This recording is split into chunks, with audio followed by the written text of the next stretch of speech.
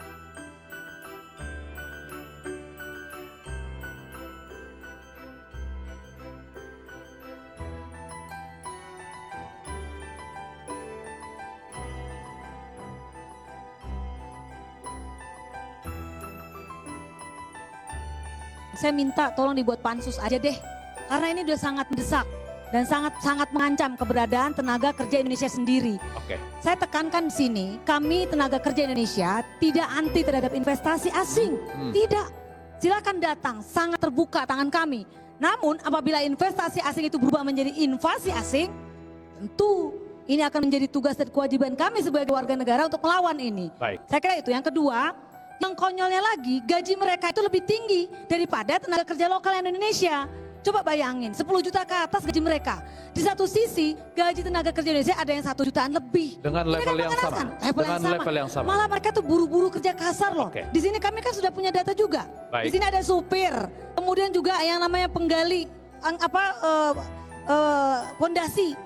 Artinya ketentuan bahwa tahap supervisor yang boleh masuk dilanggar. Itu dilanggar Oke. habis-habisan. Dan Baik. saya minta itu yang namanya Permenaker Ya. terkait dengan tidak wajib Berbahasa untuk menggunakan Indonesia. bahasa Indonesia. Tolong itu dikembalikan lagi. Ya. Karena ini berbahaya. Bagaimana mungkin mereka bisa tahu tentang Indonesia? Kalau Bagaimana tidak bisa bahasa peraturan Indonesia kalau dia nggak bisa bahasa Indonesia? Oke. Sepertinya kejadian ini sudah dirancang di periode pertama Presiden Jokowi, dan baru sekarang terjadi puncaknya. Cina sudah menguasai 90% nikel, dan bukan hanya nikel, boksit juga sudah dikuasai, kemudian emas, tembaga dikuasai, kemudian beberapa pabrik semen juga dikuasai. Jadi sebenarnya sudah sangat berkuasa terhadap sumber daya alam Cina di Indonesia. Nah, ya belum kereta api cepat dan lain-lain. Nah, saya teringat sekali ini tahun 2015 saya terbang dari Jakarta ke Makassar, ke Sulawesi Tenggara, karena saat itu saya ditugaskan oleh Menteri SDM Sudirman Said untuk meninjau pabrik pabrik pengolahan nikel, masih rencananya di Sulawesi Tenggara, yang dikenal sekarang di Marawali. Saya datang ke sana sebagai utusan ini, dan pada saat saya naik pesawat terbang, saya ketemu bahwa hampir 90% barangkali isi pesawat terbang ke masyarakat itu ada tenaga dari Cina. Cina dari China yang tidak mengerti bahasa Inggris, bahkan pakai sepatu pun nggak bisa. Saya melihat betul-betul orang kampung sampai di Makassar disuruh transit, dengan bahasa Inggris dia nggak bisa, tetap aja turun. Dia dilarang turun oleh pramugari, tetap aja turun. Dan di situ saya ternyuh, kok negaraku kayak seperti ini. Nah, pada saat itu saya langsung mengupload bahwa ini terjadi pemasukan tenaga kerja ilegal. Pada saya Twitter ya waktu itu ya. Ya, saya masih menjabat loh, masih staf khusus Menteri SDM. Dan saat itu Pak Hanif Dakiri, Menteri Tenaga Kerja saat itu, saya ketemu dirinya untuk mengatur, ini bahaya negeri ini. Saya bilang, kalau begini caranya masuk tenaga kerja ilegal. Nah, karena saya tahu persis bahwa saat itu tidak boleh, tenaga kerja asing harus bisa berbahasa Indonesia. Nah, ini bahasa Inggris saja nggak bisa, gitu kan. Tapi apa yang terjadi Mas Herslu? Peraturannya yang diubah, tidak dipersyaratkan. Tidak dipersyaratkan lagi untuk berbahasa Inggris, peraturan yang diubah. Invasi tenaga kerja asing semakin gencar akhir-akhir ini. Tenaga kerja asing